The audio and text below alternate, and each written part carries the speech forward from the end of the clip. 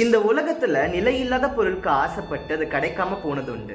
ஆனா இந்த உலகத்தோட நிலையுள்ள பொருள் யாருன்னா அது நம்ம முருகன் ஒருத்தனே தான். இது அருணகிரிநாதர் எப்படி விளக்குறாரு அப்படின்னா, நிலையா பொருளை யுடலா கருதி நெடுநாட்பொழுது அவமே பொய் நிறை பொய் செவிடு குருடாய் பிணிகள் நிறைவாய் பொறிகள் தடுமாறி மலநீர் சயன மிசைப்பாய் பெருகி மடிவோர்க்குரிய நெறியாக மறைப்போர் அறிய ஒளியாய் பரவு மலர்த்தாள் கமல அருள்வாயே. இங்க நிலையா பொருளை அப்படின்னா நிலையில்லாத பொருட்கள் அப்படின்னு அர்த்தம். உடலா கருதி அப்படின்னா அதுதான் எனக்கு கண்டிப்பா வேணும் அப்படின்னு அடம் பிடித்து நெடு நாட்கள் பொழுது அவமே போய் நிறை போய் அதுக்காக நான் எவ்வளவு தூரம் கஷ்டப்பட்டு என் உழைப்பை போட்டு உழைச்சு அந்த நாட்கள் எல்லாம் வீணா போய் எனக்கு கடைசியில நோய்கள் வந்ததுதான். செவிடு குருடாய், அதனால பல நோய்கள் வந்து என்னோட கண்கள் குருடாகி காது செவிடாகி பிணிகள் நிறைவாய் பொறிகள் தடுமாறி இந்த நோய்கள்லாம் எனக்கு வந்து என்னோட ஐம்புலங்களான பார்க்கிறது, கேட்கறது, நுகர்த்தல், சுவைத்தல், உணர்ச்சி இது எல்லாமே இழந்து இந்த உணர்ச்சிகள் எதுவும் இல்லாம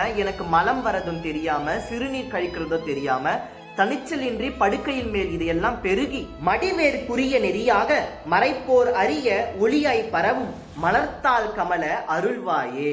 நான் எங்க இறந்து போயிடுவோன்னு அந்த பயத்துல கண்களை மூடி முருகான கூப்பிட்டு உன்னோட மலர் போன்ற பாதங்களை நினைச்சா போதும், நீ மயில் மேல ஏறி வந்து என்னை காப்பாத்தணும் அப்படின்னு இந்த வரியானது முடியுது. இந்த உலகத்துல நிலையில்லாத பொருட்கள் மேல ஆசைப்பட்டு கஷ்டப்படுறதை விட நிலையுள்ள பொருளான முருகப்பெருமானோட பாதங்களை சரணடைந்தா நிலை இல்லாத பொருட்களும் நிலையுள்ள பொருளாக உன்னை தேடி வரும் என்பது அருணகிரியோட வார்த்தைகள்.